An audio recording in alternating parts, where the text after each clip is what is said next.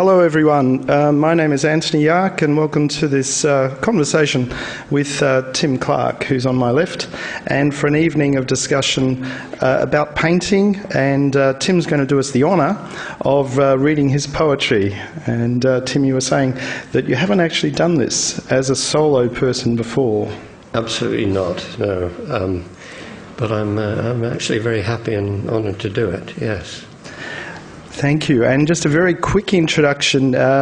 Tim's latest book is to his left. It's called The Death of Sight, and Tim will wave it at you. It's an incredible The Sight of Death. Well, The Death of Sight. There's a interesting slip, parapraxis, a Freudian parapraxis, isn't it? Yes, we'll come back to that little slip of the tongue. Every misreading is a reading, says Derrida, and so we will come back to that. The previous book, but the book in tandem, was Afflicted Powers, and that was written with a number of other authors, and it's about the image and September 11 and a lot of other things besides. So it's a complex and wonderful book. And The Painting of Modern Life, Paris and the Art of Manet and His Followers, a book I read many, many years ago, and it's a wonderful book. I particularly love The Sight of Death. I have to concentrate. The Sight of Death. Tim Clark is one of my favourite art historians, and when I heard Tim was coming, I begged Michael if I could be the person to talk to Tim, so I'm very pleased to be here. But that's enough of an introduction. But we could start with my slipping away. The Death of Sight. Does it get too much looking at two paintings? Just a little bit for you. Tim's book is a study of two Poussin paintings, Landscape with a Calm and Landscape with a Man Killed by a Snake. What does it do to your sight to look at two paintings so intensely, these two paintings in particular? Yes. Well, it all happened by accident, as I explain in the book. I wasn't really intending to write a book about these two paintings, but I arrived at the Getty Research Institute and found that for accidental reasons they were there together in the same room, and we're going to be there for 2 or 3 months. And one of them I'd never seen before. This is Landscape with a Calm. I'd never seen that one before. It had been locked away in a place called Sudeley Castle, in deep in the Shires somewhere, and had just been sold to the Getty, probably the last Poussin to get out of England just in time. But the other was a painting called Landscape with the Snake. I can show you that.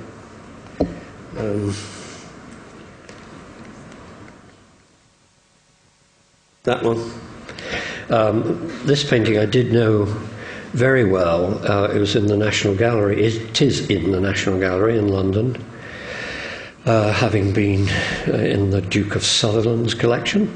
And I'd known it all my adult life. I'd taught in front of it when I taught at art school in London in the 60s, 70s. It was a touchstone. So and I sort of began to just go back and back to these paintings day after day. What luck to have them here. And I started to make notes about them, and then at a certain point I realized, well, these notes are going quite well. It's interesting how every day I do find new things in the paintings and new things to say about them and new understandings of them. And then I sort of put it to myself, well, could this be a book? Sure, and there must be other books like this. And curiously enough, there aren't really, or there are precious, precious few. Which is a strange thing, really, because I think we all do this. Go back and back to certain paintings that we find, compelling. We can't really get away from them. They do repay looking and looking again. I think this is a sort of normal experience for people who care about images. But there's some kind of way in which maybe we all have a prejudice. Well, look, what's so wonderful about painting is that it divulges its meaning right away, in a flash, in an instant. Yes, okay, and then you can fill it out and fill it out, but it's the first totalizing impression that's so marvelous about a great painting. And so, in the end, the way you write about it should retain that first shock and that first being enveloped by the image. And I don't disagree with that. I mean, we all do that all the time, that's what writing about painting's like. It's what these poems are a bit like that. But I think it's good to try the other, to try a kind of writing that without writing seeing to death, coming back to your question at last, without writing seeing to death, and you can do that. You can become tedious. And I had to actually edit my notes and diary entries, pretty heavily because they were repetitive. But without sort of writing seeing to death, I think there's a tremendous point to the idea that certain kinds of image making repays sustained attention every bit as much as the first critique or Middlemarch, right? Nobody objects to sustained and repeated engagement with texts. And I'm a great believer that paintings, images have as much to offer. Yes. One of the things I really appreciate about your book is the intimate tone, the personal tone, and the revelatory tone, the way you do reveal about yourself. And you go to these paintings with hope, and you worry, you express your fear of potential disappointment with the paintings. Yeah. So was this a bit of a gamble in terms of the academic context, and why did you feel it was necessary to have this experiment? A couple of questions. Yes. They're a difficult question to answer, actually, and I did know it was a gamble. I call it an experiment in art writing, and one of my dear friends said, you should strike out that subtitle, too apologetic. But it is an experiment. And I remember when I first presented some of this material to my fellow scholars at the Getty Research Institute, one of them, very massively intelligent man called Francesco De Angelis, who teaches at Columbia, kind of turned to me at the end of the presentation and said, "So this is going to become a book. What publisher will publish this book?" He now is a little embarrassed about this, actually. Yeah. But it was that was a real art historian's response. It was an honest response. The thing didn't fit. It wasn't art history. Mm.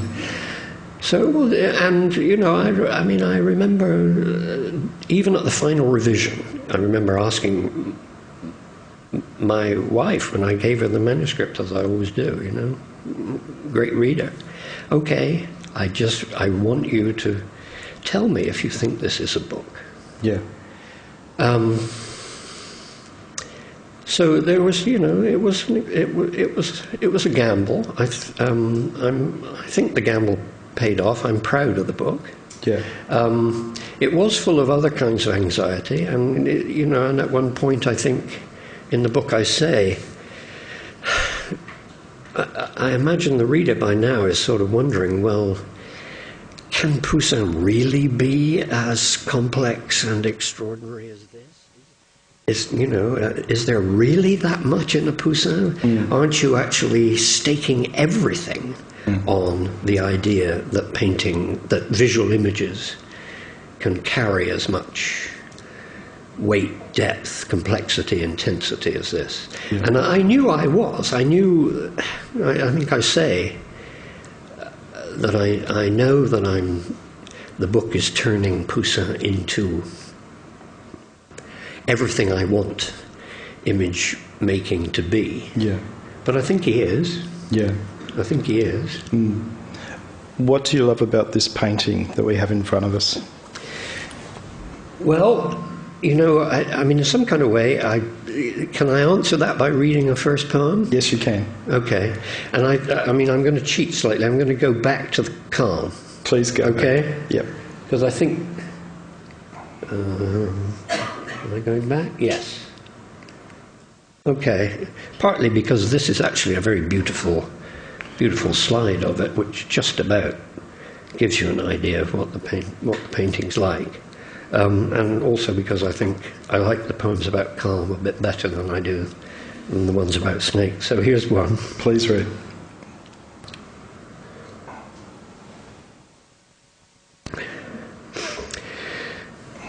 The man with the goats has seen this light before. He enjoys it, takes it seriously, but does not turn on his heel to get a better view. His dog awaits instructions. People like him have stepped into the same river twice. I grant you, imagine this barked by a Labrador, that blues and yellows sometimes turn things aside from the way they are normally.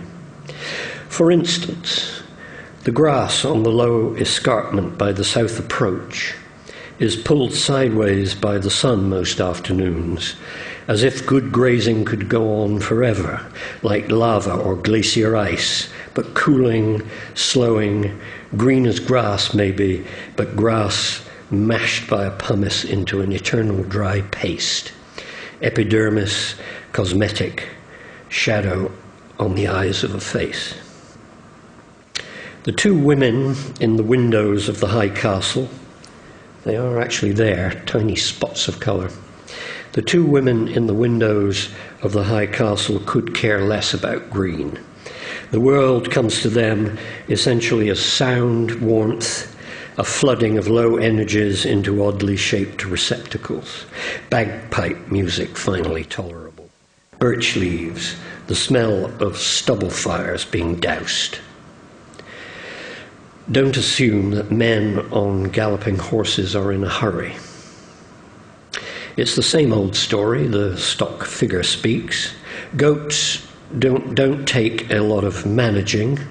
The dog is underemployed 50% of the time, but there are always sufficient local shenanigans for us to be on the wrong side of the river when the sun goes down. Numbers of times I've measured the last mile and a half against the inclination of shadow on the wash-house roof and decided not. I do not believe that aromas, even of ash, can be therapy, any more than the bust in the innermost room of the castle, onyx émail, waiting for the dark ages, offering them its Roman nose. Art is not a set of survival skills. The city in the water is enough of a stereotype, the city on the hill having failed us. To be specific, look at the sky. Not the same blue everywhere, but not changeable, not empty, not the blue of a house by the sea, not a philosopher's thinking away of particulars, or a painter's pressing the flesh and having ether be up front. Sky blue, but sky seemingly touched by something not of this world, a brush or a glove, until it looks the same way for a week. Thank you. That's a very beautiful poem. Now, Picasso said that painting is poetry in plastic form. So, yeah. Do you feel sympathy with that sort of statement? Painting is poetry in plastic form. Well, it's an interesting statement, and it's an interesting statement coming from someone who took poetry so seriously, right? Who, in a way, whose closest artistic friends were poets rather than painters. Yeah. So he knew whereof he spoke. I mean, I think I'm a splitter of the arts, really. You know, I like very much the specialness of painting. I like the materiality of painting. Yeah. It's wordlessness, it's silence as well. Yes. I think you remember that I say somewhere in Sight of Death that my favourite quote from Poussin, who's supposed and was a very literate painter, something of a scholar. He's fodder for a kind of art historical pedantry, actually. Art historians are always looking for painters who revere texts as much as they do. But my favourite statement from Poussin is moi qui fais profession des choses muettes, right? I who make my profession from mute things. And I think the muteness of painting, especially in a world, sort of drenched by words, talk, slogans. Yeah. I love painting's muteness, and I love the fact that, its muteness can be so... give us such an account of the world, give us such a rich account of the world. We don't need... So painting for me, is constantly reminding me that we don't need words to have complex thoughts, feelings, experiences, perceptions. I think the images go into a primal brain and words go through a much more sophisticated brain, much more of a mammalian brain. That could be so. I don't know enough about neuroscience to answer that. And I mean, I certainly, again, don't misunderstand me, I don't think... Poussin is a literary gent. And painters are very, very often deeply involved with the with the world of words. Yeah. So I don't think there's any, indissoluble gap or sort of absolutely unbridgeable gap between word and image. Yeah. What about titles? The way titles interfere with the muteness? Yes. Yes. I mean, that was sort of in some ways less of a problem in Poussin's day, where you sort of had a shared textual universe. All right, well, what are paintings going to be of? They're going to be of a certain set of prescribed religious themes, stories, images, and a certain set of images drawn from our shared classical culture. Yeah. So the title sort of cued in the kind of patron or the kind of viewer he expected. I agree with you that now, where we don't have that kind of, or most of us don't have that depth of shared knowledge of a certain textual universe, right? Yeah, I mean, sometimes the title,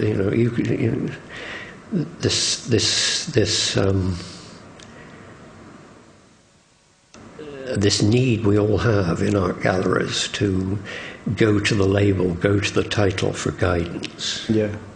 And we all have it. Right? Well, people with their headsets now, so the fear of not being able to understand. Yes. You pay your $20 for the exhibition, and then the fear that you're not going to get enough out of it just by looking simply. Yes, exactly.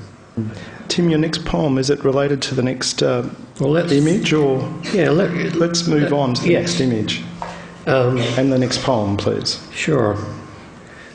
This is an absolutely beautiful detail of. Actually, they now think art historians now think that this is by Roger van der Weyden. For a long, long time, it was thought to be by Roger Compin, the mysterious Compin. And I still call it a Compin in my poem. I don't know why. I'm just stubborn. It's a detail from a beautiful poem, from a beautiful picture in the Prado in Madrid. And I won't. It's a mirror image, and you can have a look and see what you see in the mirror image. Poems about this detail. It's about one or two other paintings in the Prado, and it's also about this extraordinary, fabulous picture by Pissarro in the Poussin collection along the road in Madrid. Fabulous, unreproducible, sort of late afternoon, extraordinary light. This is actually a pretty good slide. So I'll go back to the, I'll go back to that detail, which is where the poem starts. It's just called Pictures in Madrid. There look to be two small monks in Compin's mirror, one no more than a boy. I'd say they both stopped in the doorway, maybe afraid of the first soft touch from the Virgin's force field, or just thinking the checkerboard tiles that the mirror makes into a wilderness too slick and clean from the midwife's broom for people like them to cross. There is a buzz in the door behind them, a greenness, a lack of air, as if a box hedge had sprung up next to the manger with small birds and flies sniffing its private parts.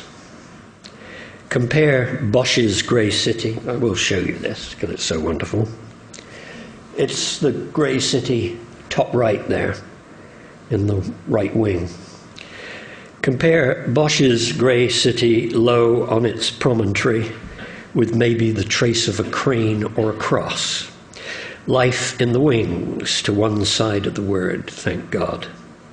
And Conink's far off down the hill in Zealand where two rivers meet under cloud, windmills.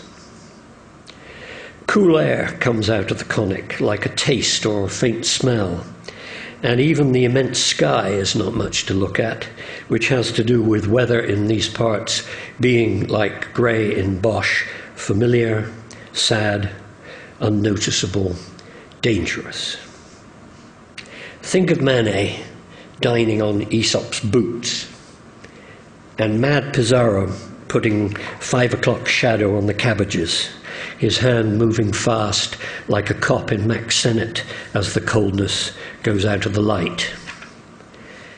I don't doubt that he smiled in his beard at the finish, for there they are, the great sycamores, still half in the sun, purple and heavy and ghostly, high on the ridgeline, burning with bone-white dust. Thank you. Another beautiful poem. Tim, what can you do in poetry in relation to art that you can't do in your intimate writing about art, that you can't do in academic writing about art?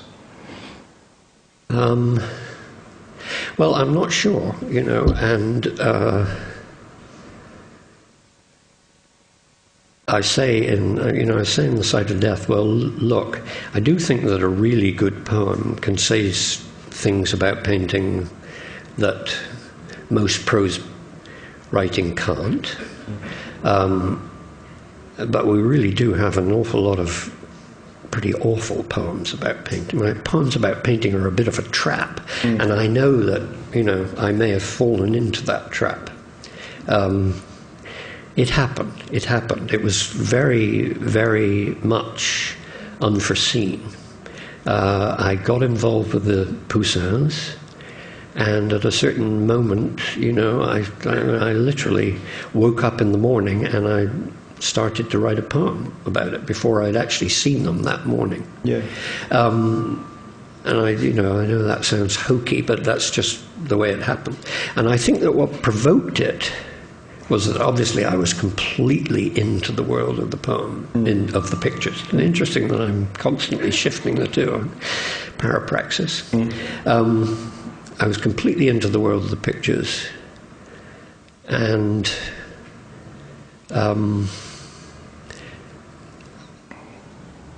I care tremendously about poetry. I think of poetry as being an attempt to use the full materiality of language to get hold of experience somehow, right? Rhyme, rhythm, the actual sort of stuff of the spoken word. So I think that writing about painting the biggest challenge for writing about painting is to somehow or other get the mere materiality of painting Yeah. over Yeah. into words. And so, in a certain sense, sort of drifting towards a kind of use of language in which the materiality is really up front. Do you think poetry maintains the enigmatic nature of the painting, that it doesn't over-explain, that the problem with academic prose, even intimate prose, is it explains too much and it ceases to be enigmatic and strange and eerie? Yeah, I think so. I think so, and that's what I'm hoping may happen when the poems work. Right? Don't assume that men on galloping horses are in a hurry. Maybe that's a way of saying the same thing, right? We don't know what's happening in a painting. Yeah. We don't know There's a lovely moment which I recall in Sight of Death, where I'm sitting, as I was sort of morning after morning, right, sitting on the bench in gallery, whatever it was, and people are coming through, and there are kids coming through with questionnaires, from their teacher, I suppose, or maybe from the gallery. And one kid sits down next to me in front of landscape with the snake, and he opens up his questionnaire and says, and the question 1, what is happening in this painting? And he says to himself, nothing is happening in this.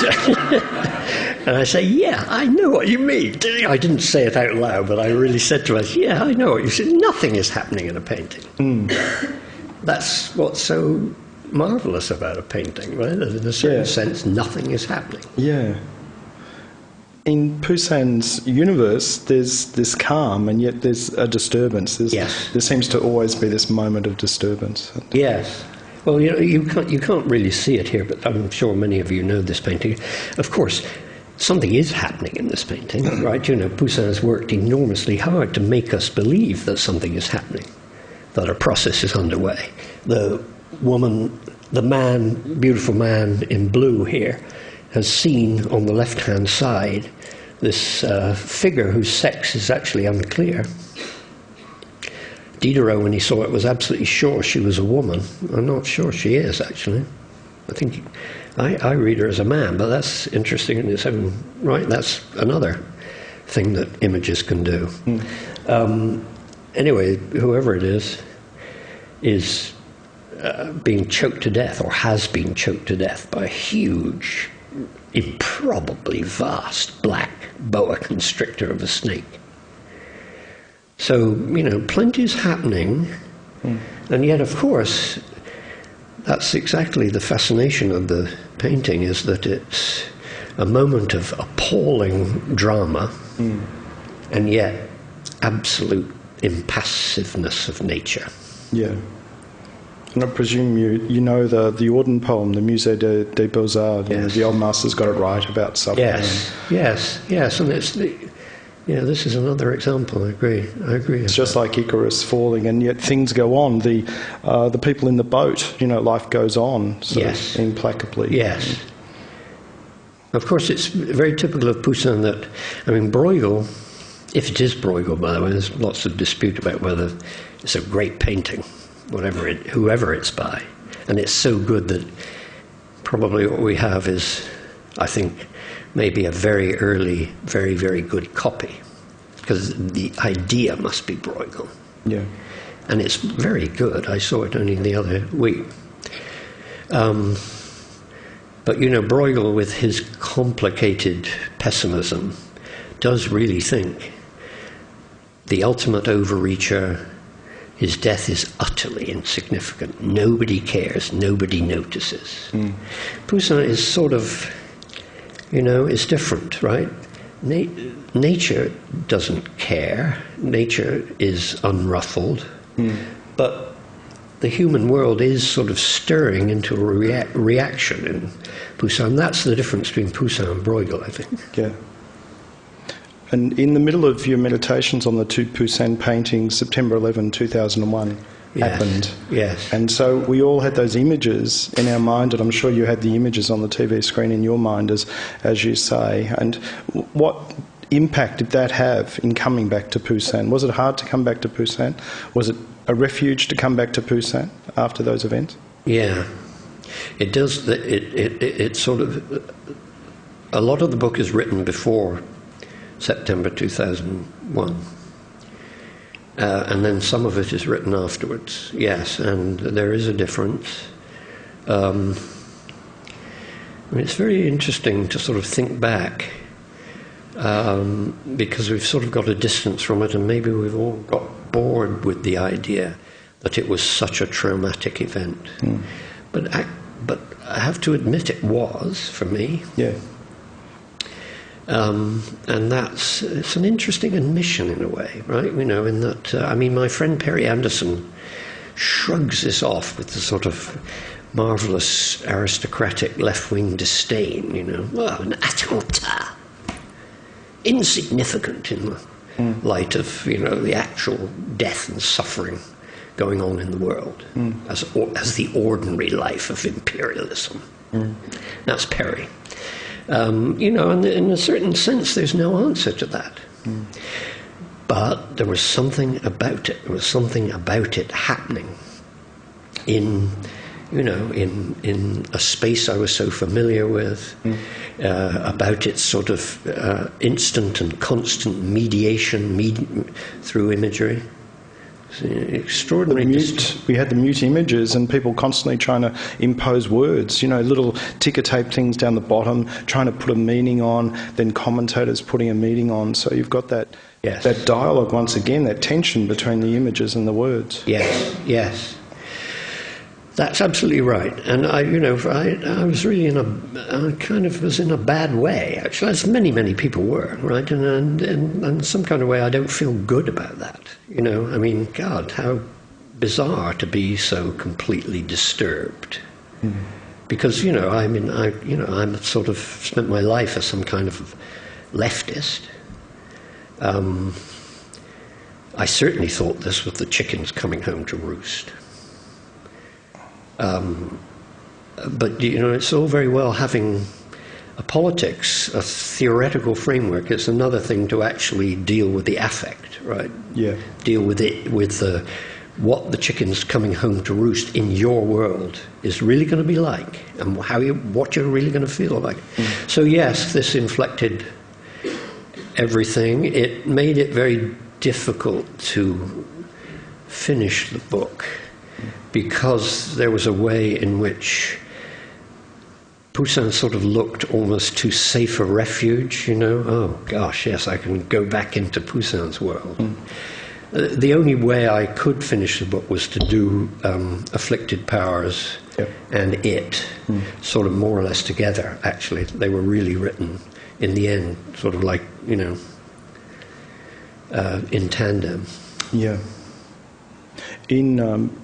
Also about September 11, it fits into your theme so well, the site of death, because we did literally have the site of death with people jumping out of buildings as well. Indeed. And so, we did indeed, yeah. So in a way, you had a shocking timeliness, very zeitgeist in terms of your theme, anyway. Yes. It was. I mean, I'm sure you all remember. These were absolutely appalling years, 2002, 3, 4. You know, just seeing the machine of invasion. You know, invasion and revenge, state invasion and revenge, right? Sort of rolling on. Yeah. Pretty damned amazing. Yeah. So both books sort of came out of that very desperate moment, actually, and they both have a sort of desperation to them. I think The Sight of Death has a desperation to it. Yeah, there's a fear of disappointment in the images, you know, which perhaps is a fear of disappointment in art history in general. So we all have these worries. I've spent my life doing this. Was my life worth it? You know, have I invested? I've invested so much. Exactly. You know, has it given back? Yeah, exactly. And that, and you know, to return to a previous point, I mean, I was aware that I was investing too much in Poussin. but I didn't know where else to invest it, you know. Yeah.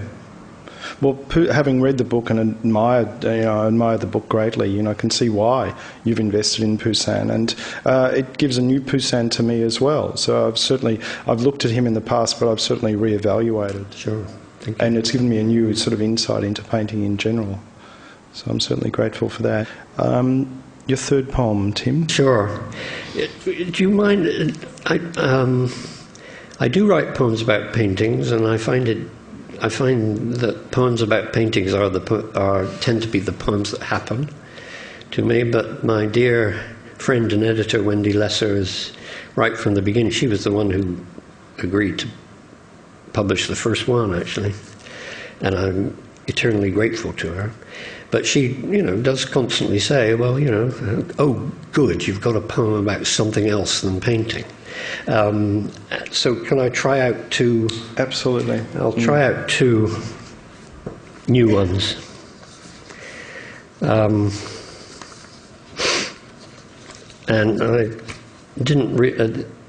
They're fairly recently finished, although they've been going for a while. And they're not about paintings.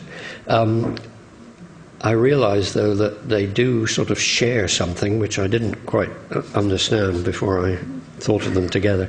They're both poems about haunting,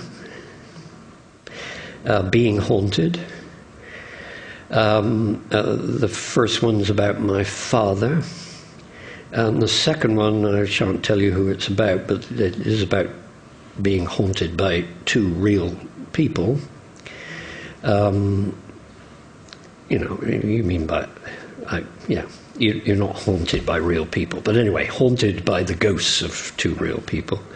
And they're both, I now realise, thinking about them, they're both about the sort of living on of the past in the present, and the living on of, I guess, in particular, of the 60s in my present, for fairly obvious reasons. Okay, so the first one's called. Which one shall I? Yeah, I'll do the. Do the one about my father first. It's called 20th of June, 1997. I heard my father's voice this morning. He'd been dead just over a year. Today would have been his 87th birthday. Shouting upstairs to wake me for what seemed like the second time, so that the single syllable had a trace of impatience in it and amusement, as if he didn't quite believe I needed the reminder and didn't quite believe in himself playing father issuing it. A lot of the two of us in this.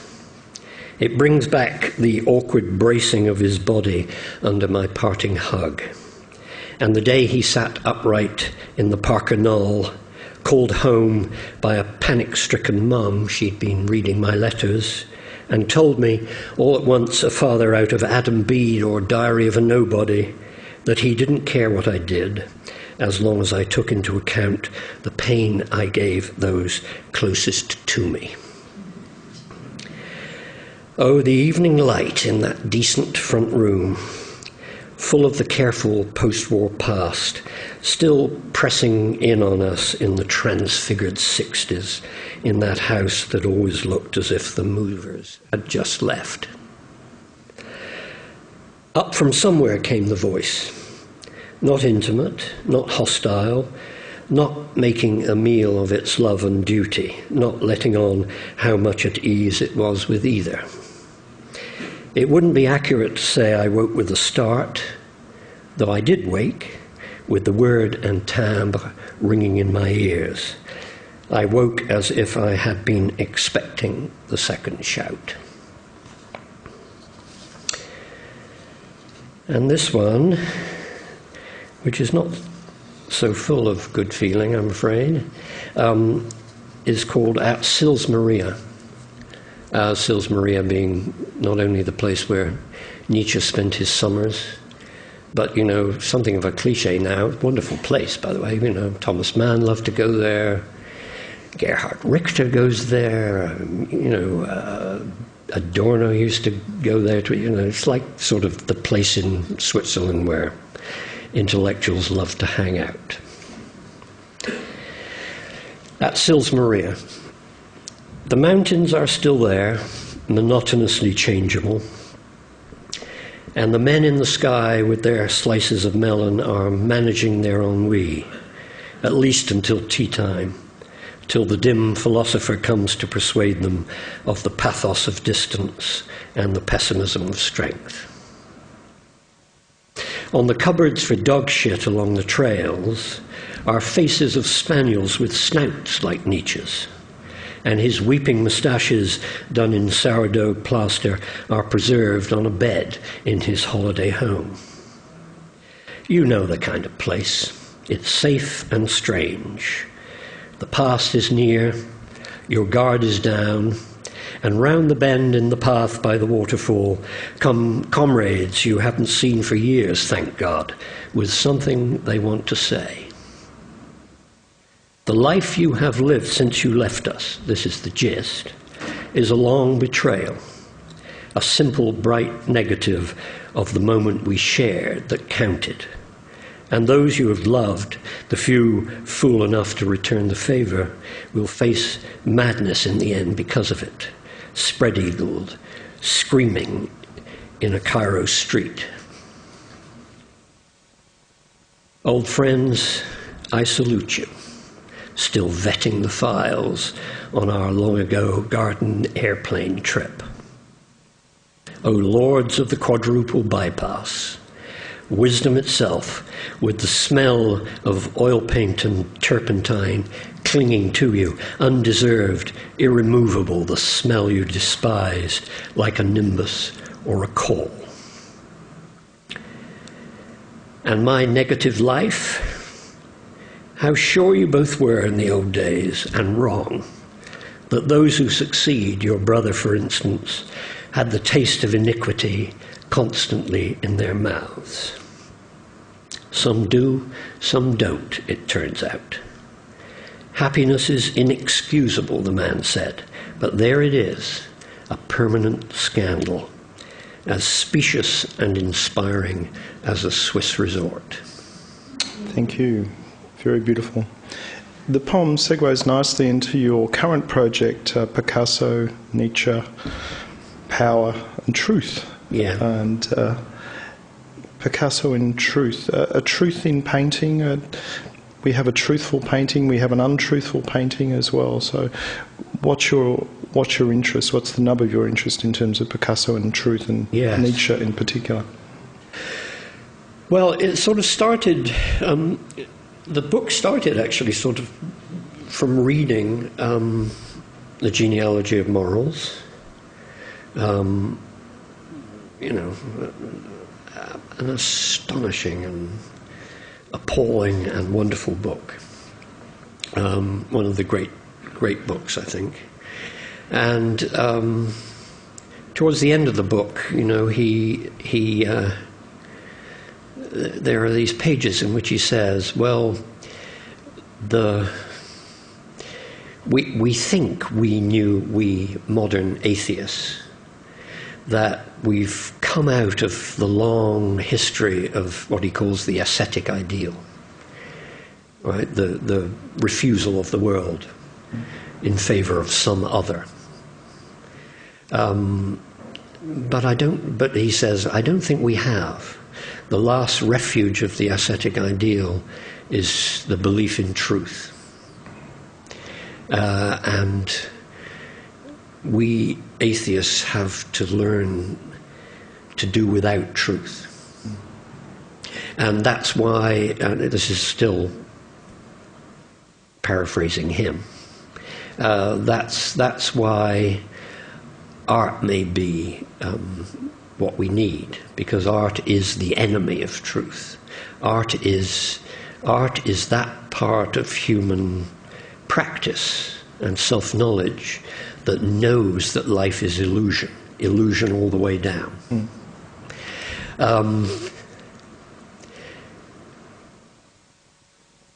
I think my book is about the question, well, so, and you know, these are horrifying words, actually, right? You know, they still chill me when I say them. Illusion all the way down, right? We'll never know reality. If we tried, we'd panic because reality is so appalling. So the book is about, well, is Picasso Nietzsche's painter? You know, it could be, couldn't it? Right? I mean, there's something about Picasso which makes one think, yes, Picasso came to believe that that the art of the modern age had to live without the notion of truth to the world, and with the idea that we invent a world, right? And the more completely we invent a world, the more we misshape and reform a vision, which is, you know, completely our own and completely idiosyncratic and autarkic, the better. My book's really about trying to argue against that. And trying to argue, well, actually, Picasso, like any artist, I think had a notion of truth. And just to put it in 2 lines, right, his notion of truth is a certain unbudgeable sense of space, of a space he found inhabitable, familiar, believable, shareable, and that the kind of guiding thread for his art, with all its cantankerousness and murderousness and fragmentation of every possible, or not every possible, but so many possible appearances, still all the way through, I think he's sort of holding hard to a notion, I will assemble a world which has a space that I believe in and believe to be true to human experience, to human habitation, to a sort of life in common. So that's what the book's about.